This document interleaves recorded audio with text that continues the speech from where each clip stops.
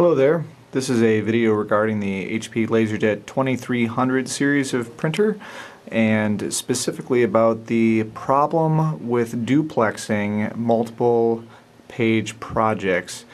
Specifically, this is a rather interesting issue because it involves the magnetic solenoids that are inside the printer and a issue with the adhesive that holds the noise-reducing bumpers in place here.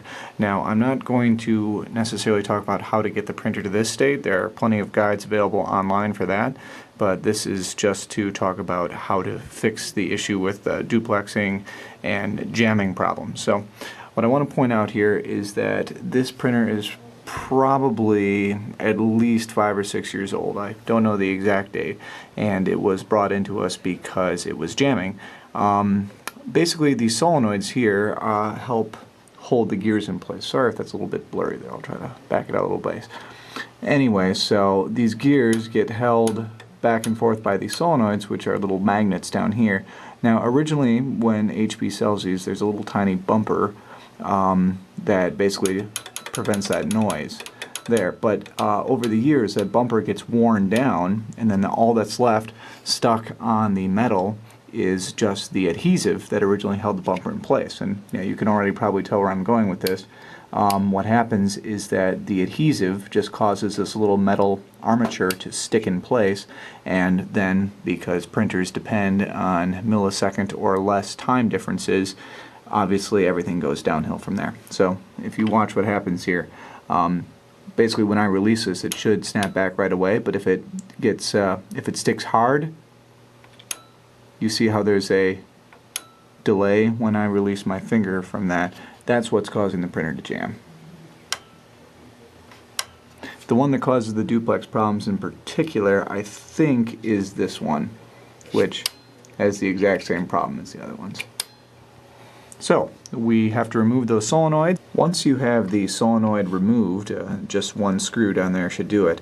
What you can do is remove the spring from the solenoid that holds the armature in place.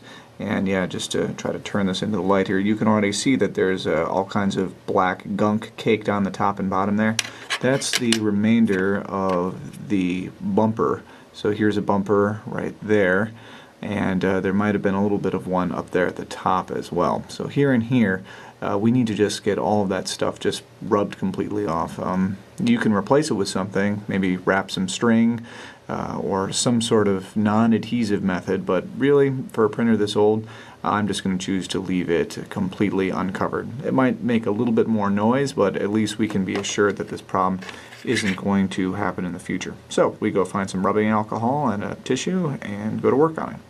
So as you can see here, we've removed all of the adhesive from the armature of the solenoid, and we've also taken it off the body of the solenoid. We can see how clean that is right there. No more of that black adhesive.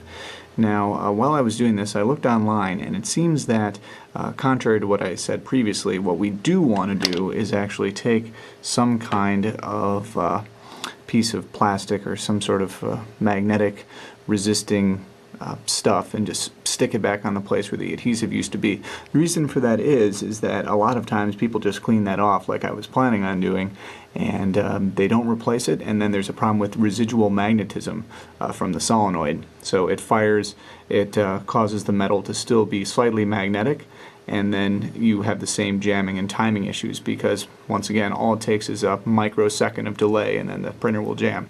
So what I'm going to do is I'm just going to stick a little piece of tape back onto there, and I probably can't do that while I'm holding the camera, so I'll just demonstrate again when it's back.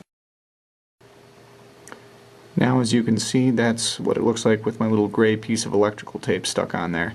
Now you can go ahead and put the spring and the screw back into the solenoid and hook it back in. Just be very careful when putting the spring back on there, because I would suggest doing it from this angle here, otherwise that spring is going to try to act like a rubber band and shoot off into far corners of your office, which has already happened to me twice now, so just be careful when hooking that back on.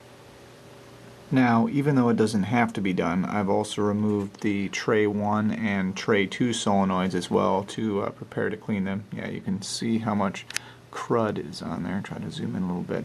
Yeah, that brown patch there, that's what is on all the solenoids, and that's what you need to remove because it gets really sticky with use. It doesn't feel as bad as the duplexer one was. But yep, that is the main cause of the sticking issue. So we'll get those cleaned off and hopefully things will work. Once you've taken care of the other two solenoids for tray 1 and tray 2, right before you put it back on, go on and give it a try. You should be able to press on the armature really hard and still not have it stick at all. So that should mean that, of course, the adhesive, thanks to the little electrical tape I put on there, it's not going to pose a problem, and we're not going to have any issues with residual magnetism either. By the way, if anybody knows where this part goes to, I think it fell off of the network card box at some point, so I don't think it's anything important, but if you know where it goes, please let me know. Thanks.